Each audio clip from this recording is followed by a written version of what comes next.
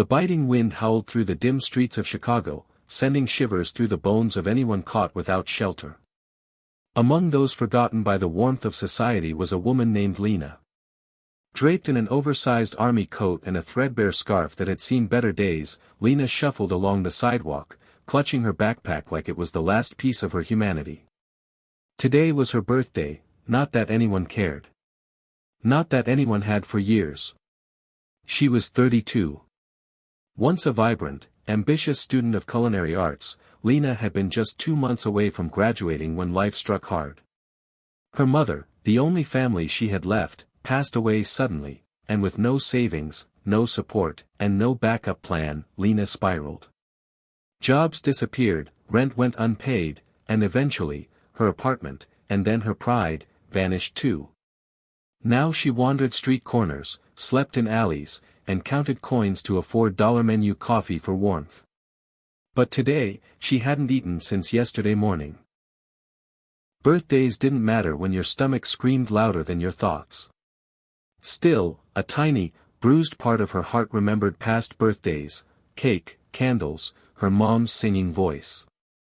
That whisper of a memory stung more than the cold. Lena sat down outside a small family diner, the kind that smelled like pancakes and sizzling bacon and made her stomach ache. Through the frosted glass, she watched families laugh, children spill syrup, and fathers sip coffee while stealing moments of peace. And just beyond the condensation-covered window, she noticed a man. A single dad, by the looks of it, sat with his daughter, who couldn't have been older than 6. They were sharing a single pancake. A single candle stood in the center of it. The girl's smile lit up the room. "Happy birthday, Daddy," she sang out, clapping with unfiltered joy. Lena blinked, unable to pull her eyes away.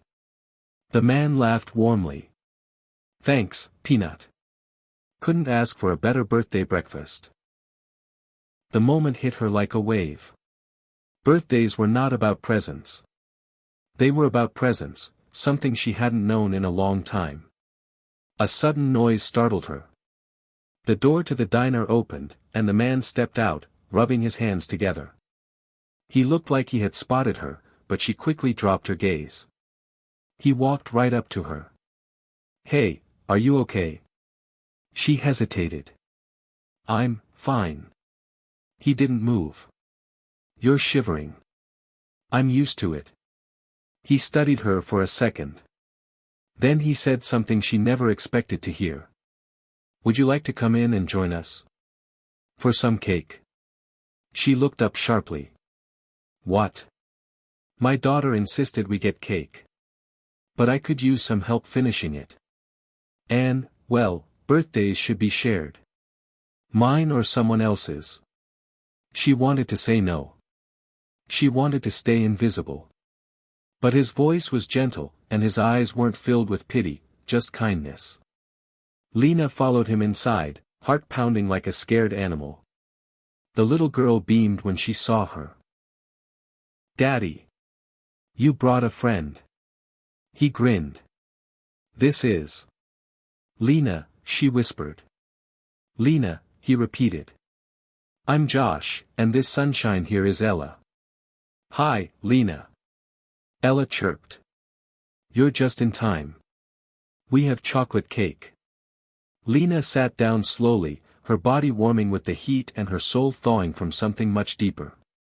The waitress brought over 2 slices of cake, clearly on the house. Josh winked. "Diner perks. I've been coming here since Ella was born." Lena took a bite. The sugar hit her like a memory, her mom's voice, the light in a kitchen, candles flickering. Her hands trembled slightly. Josh noticed but didn't pry. Instead, he simply said, "Sometimes life's a mess. But even messes can be sweet if you find the right people."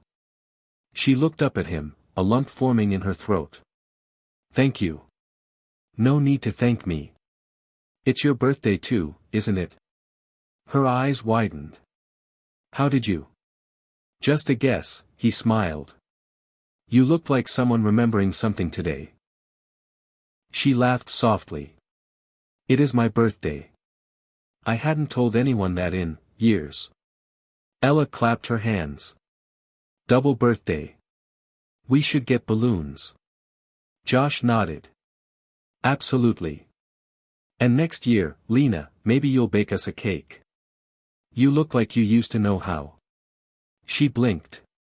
How? You smelled the pancakes like you were judging the ingredients. Lena chuckled, the sound rusty but real. I was a culinary student, before. Josh didn't ask for the before. He didn't need to. The cake was gone too fast.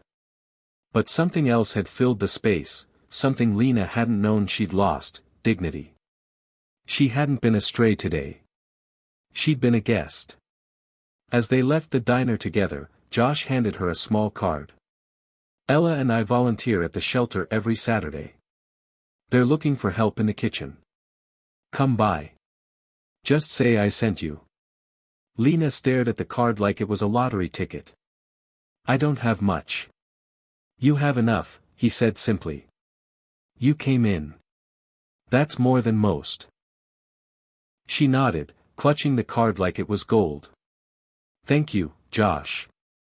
Really. He offered a small salute. Happy birthday, Lena. A week later, Lena stood in the back kitchen of the local shelter, a hairnet over her cleaned hair, an apron tied tight around her. She was slicing vegetables like muscle memory had never left her. The staff was kind, the work honest, and for the first time in years, she felt useful. Josh showed up that Saturday, Ella bounding beside him. When he saw her, he grinned wide. Told you we'd need help with the cake. Lena smiled, tears welling. I made extra. They served over 50 people that day. Hot soup, warm smiles, and slices of joy. And when the evening settled, Lena sat on the steps of the shelter, watching Ella hand out balloons to other children. Josh sat beside her. You planning on sticking around? I think I might, she said. Feels like maybe, this is the beginning of something. He nodded. Funny what a slice of cake can start. She looked at him. That day, you gave me more than cake. You gave yourself a chance. I just opened the door. As the city lights blinked awake and the wind softened into a calm hush, Lena let herself believe that hope wasn't a luxury.